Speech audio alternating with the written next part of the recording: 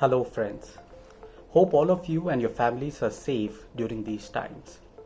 In the next few minutes, I am going to take you through the key events of the recent past and Kotak Mutual Fund's view on equity markets. What a year 2020 has been for investors.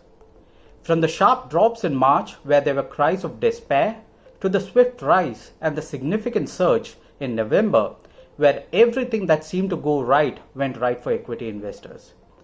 November was a month of significant news flow. Highest quarterly profits by India Inc. amidst a pandemic, elections in US post which we saw flows coming into all emerging markets, 3 positive developments on the potential vaccine against COVID, and to top it all, record FII buying in Indian equities courtesy a huge rebalance by MSCI indices. Let us examine each of these in some detail now.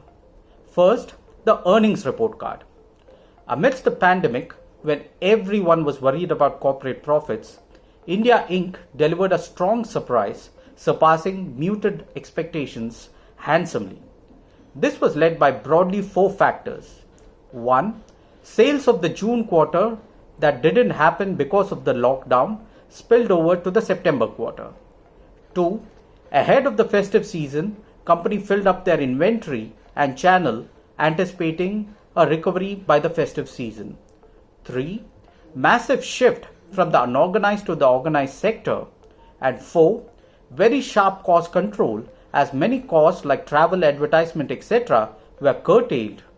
With economy opening up and normalcy setting in, this earnings backdrop has brightened prospects of profits improving over the coming few years. Secondly, US elections. This was a key event which global investors were watching out as a source of potential volatility. With the US elections broadly coming in line with various polls before that, markets heaved a sigh of relief, and global cash in sidelines kept for such volatility found its way into various assets, primarily into Asian emerging markets, as many market participants now believe that trade wars, which was the hallmark of the Trump era, may possibly be less of a priority as Biden takes over as the next president. Third, vaccines. We had 3 vaccine trial announcements, Pfizer, Moderna and AstraZeneca, which announced their global results of their global trials. By and large, medical science has leapfrogged to develop a vaccine in such a short period of time, and it does appear that a large portion of global population will be vaccinated over the coming few quarters to come. So, as to go back to our lifestyles, by and large, which we had pre-COVID. Specific for India has been the encouraging results of the AstraZeneca trial, which is in partnership with the Serum Institute, which is likely to provide vaccines for the Indian population. Fourthly, FIIs. FII poured into Indian equity like never before. EPS upgrades following the stronger than expected showing by corporate India, as well as the rebalance by MSCI, which increased the weight of Indian equities from 8% to 8.8% in the widely followed MSCI Emerging Market Index, meant an unprecedented rush into Indian equities by FIIs.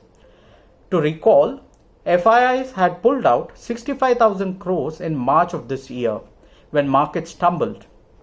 And in the month of November, they put back a similar amount of about 65,000 crores back into Indian equities.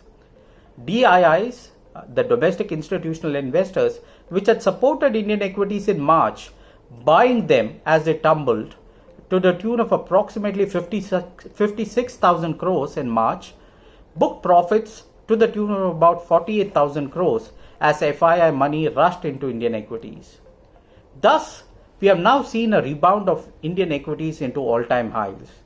While there are many Indian savers who have kept the faith in Indian equities despite all the volatility that they have seen early this year, they have been very well rewarded for their perseverance. But there are many who have stayed in sidelines, and with interest rates and alternate asset classes earning lower rates, we would advise investors to look at the bigger picture rather than being focused merely at index levels being at all-time highs, etc. Markets have definitely risen too soon, too fast, given the confluence of events in November, and they will take time to digest all these developments and flows.